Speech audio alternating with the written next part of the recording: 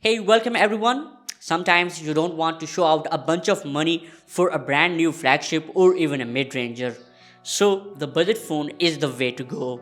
The Samsung Galaxy A03 is one of such device. And like all the budget devices, there are compromises to be had. Still, if you add everything up and take the price into consideration, is this a good buy? I'm Usman and this is my review of the Samsung Galaxy A03. First, let's see what you will get in the box of the Galaxy A03. There is device, power adapter, power cable, SIM tool and few paperwork. There is no protector and hand-free with this device. Let's start with the design. This phone has a standard and clean design for its class. I have a blue paint job with the line patterns on back. Sometimes it gives feeling of jeans pant in blue color. It's a unibody plastic panel which makes sense for the price. Although it's plastic at 196 grams, this phone isn't exactly light. It's understandable with the battery size, however.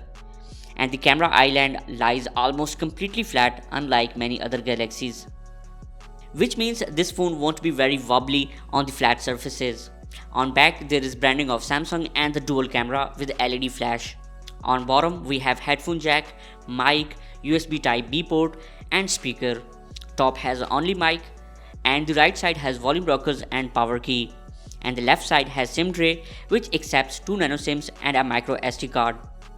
And having seen the back and the power button, you probably already realize what's missing on the Galaxy A03. There is no fingerprint sensor of any kind, but you have the option of face lock. The Samsung Galaxy A03 has pretty thick bezels and even thicker chin, which I don't like, but this is far from surprising considering it's a budget phone. As for the display itself, it's 6.5-inch PLS LCD with a 720p resolution. That means it doesn't have a particularly high pixel density at 270 ppi, but it also means that the screen draws less power. The front of the phone has Infinity V display covered with undisclosed type of protective glass. Honestly, in this price tag, display is very fine, good brightness and colors. You can watch YouTube up to 1080p, 2K and 4K are not available, and the refresh rate of the display is 60Hz. And the Galaxy A03 relies on the Unisac Tiger T606 chipset and either 3 or the 4 gigs of RAM.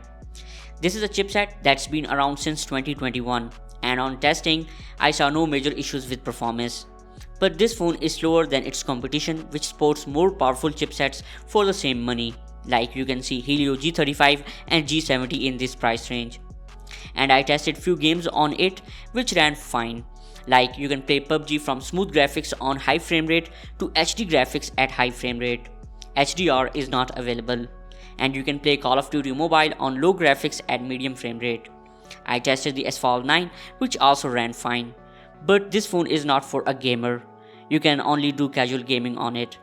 The Galaxy A03 runs on Android 11 with One UI 3.1 at top. You will be pleased to know that the Galaxy A03 don't run on Android Go edition, and One UI 3.1 is very consistent from phone to phone, so what you find here won't be so different from what you see on other Galaxies. You have the same in-house gallery app, file manager and Samsung browser, as well as system-wide dark mode. I saw a little bit more integration of the Google apps on the Galaxy A03, like it has dual message apps, one from Google and other from Samsung.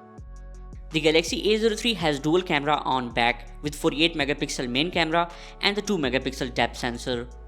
And the front camera is 5 megapixel. I am going to start the camera review with the videos. The Galaxy A03 is one of the most basic video recording devices.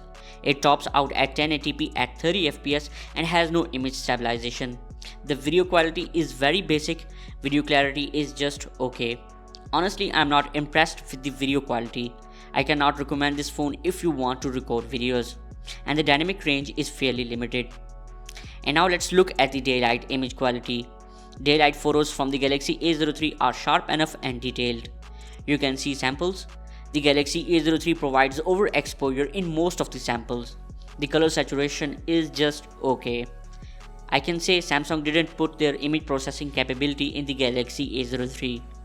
In close-up shots, focus is a little bit better due to the depth sensor, but again, detail is just okay. But in these portrait samples, you can see the results are not so good, edge detection is not impressive.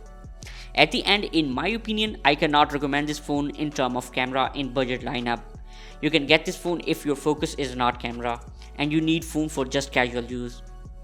And here are few selfies, both narrow and wide modes available in the selfies, but the quality of the selfies is just okay.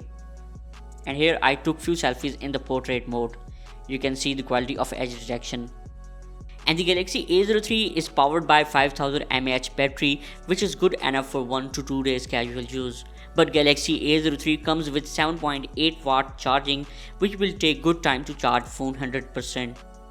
So this was the review of the Galaxy A03, and now it's time for the final thoughts. If you are dead set on a Galaxy phone and you really can't stray from the budget segment, then it's between this phone and the Galaxy A13. Of the two, the A13 is better overall. But if you are looking for the cheapest Galaxy phone around, well, this one is okay if you really need of Samsung brand. But keep in mind, there is no fingerprint sensor, not so good camera, and charging is not fast. So pick wisely. Although if you need phone for your children, then you can think about it.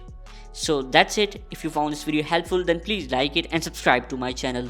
See you in next video. Take care. Peace for all.